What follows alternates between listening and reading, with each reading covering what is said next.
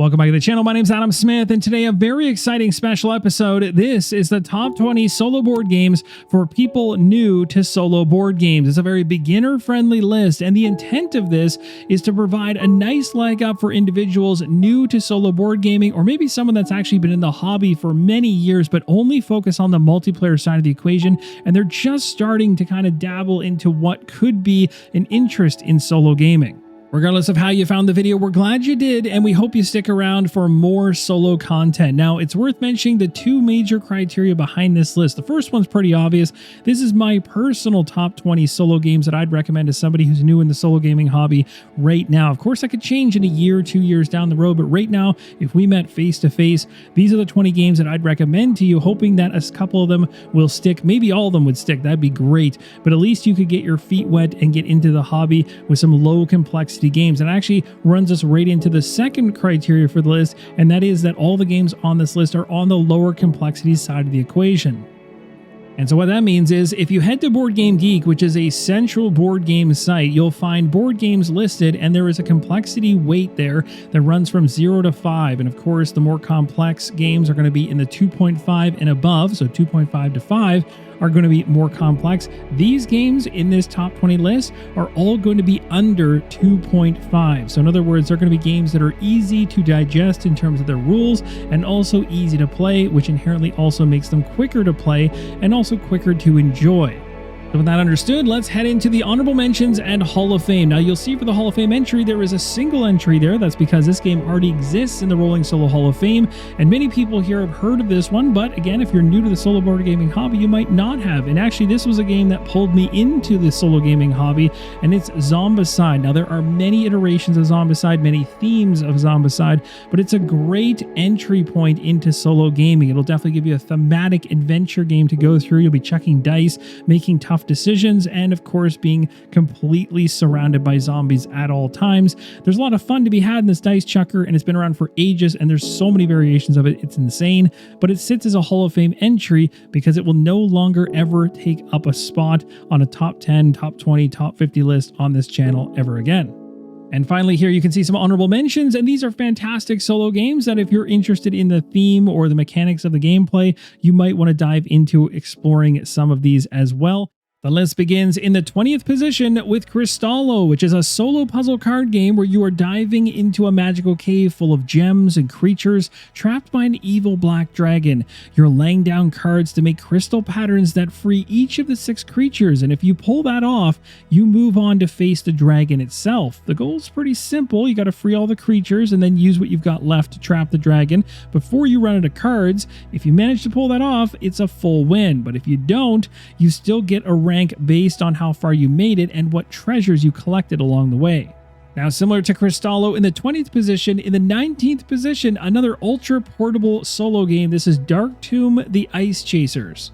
In this little adventure game, you'll be taking on the role of a hero diving into the frozen caverns of a mountain while you try to find a missing prince. You'll be exploring icy tunnels, fighting off creatures that lurk in the dark, picking up gear and abilities along the way. When you're playing solo, your job is very simple. You want to clear each of the 4 chambers, you want to uncover every tile and take down every enemy before moving deeper into the dungeon. Of course, your strategy is going to shift and change as you go through. If you make it all the way through and survive the final stretch, you've completed your mission and rescued the prince. In my 18th position, I've got Deep Regrets, and this is a creepy little fishing game where you're out at sea pulling strange things from the depths. Sometimes they're valuable, sometimes they're not even normal. You'll decide what to keep, what to sell, and how much risk you're willing to take before things really get weird. And when you play solo, you're basically trying to make it through your week at sea, managing your energy and tackle, and trying to bring back the best haul you can without being overwhelmed by regret. And that is going to happen. Each run adds to your overall campaign where you're trying to catalog every species you've caught, and that's a real big part of the gameplay. Is it's got this Pokemon gotta catch them all kind of vibe. If you can pull that off without losing your sanity, that's a win. It's also worth mentioning that in future expansions that have already started to go through crowdfunding, that the solo mode is going to be built upon even further. Number 17 on my list is The Hobbit There and Back Again. So if you're a fan of Lord of the Rings, this might be exactly what you're looking for. It's a dice drafting adventure where you're basically reliving Bilbo's journey through Middle-earth. You're rolling dice, you're building out your path, you're collecting resources like bread, swords, and magic, and working through classic chapters of the actual story. You'll run into things like trolls and goblins along the way and other memorable characters. When you're playing solo, the aim, though, is to hit the goal before time runs out for that chapter. And if you meet your chapter's objective, you get to move on to the next chapter. And if you don't, it's more so just thought of as a setback on your journey. And that journey is Bilbo's story that you're on, and you're doing it alone. Number 16 on my list is Palm Island. This is a super compact little game that you can literally play in the palm of your hand, which is pretty cool if you're looking for something very quick to play and takes up literally no space on the table. It's a deck of 17 cards. It plays over 8 rounds. You're trying to develop your island by flipping and rotating cards to upgrade buildings and gather resources. It's very, very, very addicting. And when you're playing solo, it's all about managing what you've got, deciding when to spend it and when to hold off, seeing how far you can push your score before the end of the game. But once the 8th round hits, you got to total up your stars to see how well you did overall. And of course, you can unlock special feat cards along the way as well, mixing those into future plays, which add additional twists into the equation. This is a great one. Number 15 on my list is Pergola, a cozy little garden building game where you're trying to turn your board into this vibrant living space full of flowers, insects, and water features. So every turn you're going to be picking one of your tools and taking an action. So maybe you're stacking plants, moving your frog around the pond, adding water drops, or attracting insects for points. It's all about building the most beautiful and efficient garden you can in 15 turns, because that's all you have to work with. But once that game is over, you total up your points from everything you've grown and see how your garden measures up overall. Number 14 on my list is Wreckland Run, which throws you straight into a post-apocalyptic wasteland where you're behind the wheel of a souped-up death machine. I kid you not, you're trying to survive waves of marauders and boss fights with that vehicle. You pick your driver, you customize your vehicle and your weapons and armor, and then you literally head out across the wasteland for a full run of explosions and chaos that are definitely going to be coming for you. So when you're playing the game, you're managing your car, you're upgrading different parts of your car, and trying to stay alive long enough to reach the end of the chapter, of course. If you take down the boss before your vehicle's core actually destroys, you win the game, and if you don't, you're just essentially a pile of metal, and it's back to the start for you. Number 13 is really well known in the solo community. It's Set a Watch, a dark fantasy puzzle where you're running a small party of heroes trying to survive multiple nights around a campfire. In every single round, one character stays back at the camp to rest, manage the fire, prep abilities, for example, while the others are heading out to actually fight the monsters that are literally creeping in from the darkness. And the fire itself is going to reveal some of those monsters at times. Sometimes they will not, and it'll be a fun battle. Now you're controlling all 4 heroes when you play solo. You're rolling dice and figuring out how to use them the best way, attacking, defending, triggering abilities to try to keep all the threats under control that are coming after you. If you can make it through all 9 locations without the fire burning out or your team going down, then you win. But if not, well, the night is going to take you. Number 12 on my list is The Lord of the Rings, The Fellowship of the Ring trick-taking game, which surprised me this year. It lets you relive the story of the Fellowship through a series of chapters of play. So you're playing cards to win tricks, you're meeting your objectives, or at least hoping to, and carrying your group forward on their journey. And who's the group? Well, when you're playing solo, you're controlling the entire fellowship, so you're kind of juggling all the roles at once, which is very thematic while you try to hit each chapter's specific goals and kind of keep all the different individuals of the fellowship on track. If you can complete all the objectives without slipping up along the way, then you win the chapter, which is what you're aiming for. It's got this nice little clever twist on a classic trick-taking system that most people have seen in the past with multiplayer games, but it's wrapped in the Lord of the Rings theme and the fellowship adventure, and I think that's going to appeal to a number of people. We're almost in top 10 territory, but ironically, in the 11th position is Stranger Things Upside Down, which throws you right into the middle of Hawkins as everything starts to fall apart. You get to take on the roles of the characters from the show, moving them around the town, grabbing items, recruiting allies, and actually trying to keep the Upside Down from spreading too far. So as you play solo, you're running the whole team yourself, managing your fear, the action cards you have, racing against the deck before time runs out, and every scenario has a goal. Maybe you're rescuing somebody, maybe you're shutting down portals or taking down a monster that you happen to be running into or see coming in your path. If you can pull it off before your fear maxes out or the deck runs dry, then you win the game, but if not, the Upside Down takes you down. I've reached the 10th position of my top 20 solo board games for people new to solo board games. And in that 10th position is Harmonies, which is a really chill little puzzle game where you're building out your own landscape one piece at a time. You're placing terrain tiles like water, mountain, trees, and fields, and then you're bringing in the animals that want certain habitats. The whole thing kind of feels like you're creating a little ecosystem, which it literally is, as it's very satisfying to watch it all come together as the game goes on. And in solo play specifically, you are drafting and placing everything yourself. So you're trying to make the smartest choices on each turn that you have and hit the patterns your animals are asking for. Once your board is completely filled up, the tokens run out, you total up your points from your landscape and the animal cards and see exactly how well you did. And of course, more of a beat your own score kind of feel, but it has this charm about it that brings it back to the table time and time again. Number 9 on my list is Heat Pedal to the Metal, which will put you in the driver's seat of a classic Grand Prix race. You're going to be shifting gears, playing cards to control your speed, and mainly trying to handle the corners without overheating your engine or spinning out in general. You're going to be racing against a group of automated legend drivers when you're playing solo that move based on a simple but very clever AI deck. So every turn you're trying to balance the risk and control by also pushing your car just enough to stay ahead, but you don't want to blow a turn. And if you cross the finish line before the bots do, while keeping your car in a single piece, you can take a win. If you don't, well, there's always the next time to race. My number 8 is Spire's End Hildegard, and honestly the entire Spire's End series is great, but this one specifically I covered on the channel. This is a solo narrative adventure where you play as a young woman who's on her first real journey, and what starts out as a simple delivery mission quickly spirals into something a lot bigger. Won't get into spoilers, but essentially you work through a big deck of numbered cards, you're making choices, you're facing challenges that come up against you, rolling dice, and you'll be making big time decisions which push the story forward, but in different ways. So every time you play the game, you can have completely different outcomes. Sometimes they're good, sometimes they're bad, but when you play the game, you'll be guiding her through the adventure, trying to keep her alive and seeing where your choices end up leading you. If you actually make it to the or through the story and reach one of the positive endings, of course, that's going to be a win for you. But if you happen to see the opposite side of the equation, well, your path may unfold in a really negative way. And that's kind of the fun of the game, is you don't really know how things are going to pan out until you get there. Number 7 on my list is Trudvang Legends, which is the first big box game on the list. It's a story-driven adventure game set in a world inspired by Norse mythology. You'll be playing as a hero who travels across a living map, and I really mean living. You're exploring new locations, you fight enemies, you make decisions that actually change the world as you go, and that's one of the coolest parts of it.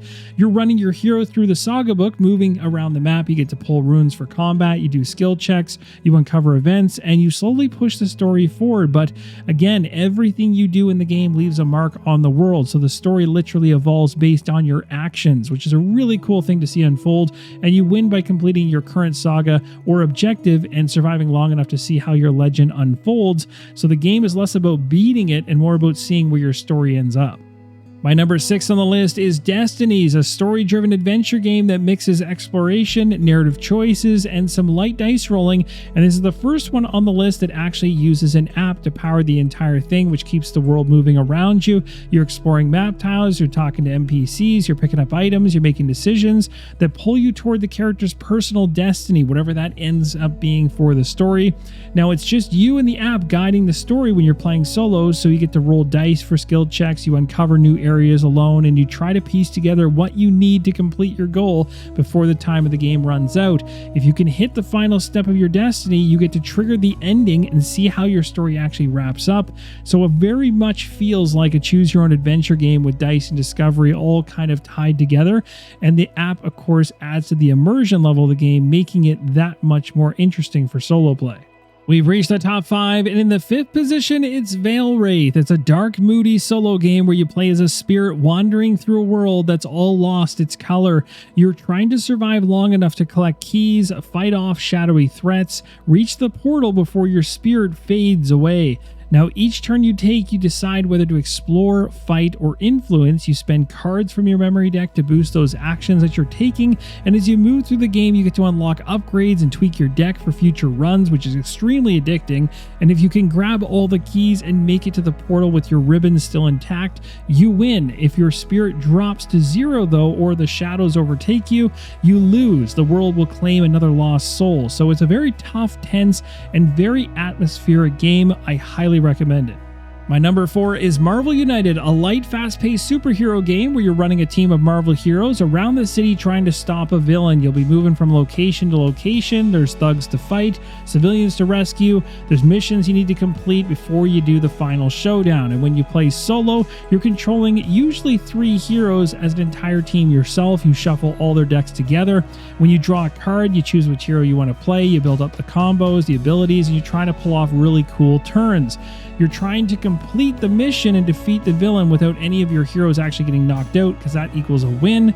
It's a very quick game, but it's got tons of theme, and of course, if you're a huge fan of Marvel, it's going to be right up your alley, but it definitely captures the comic book team-up feel extremely well, even when you're playing it solo.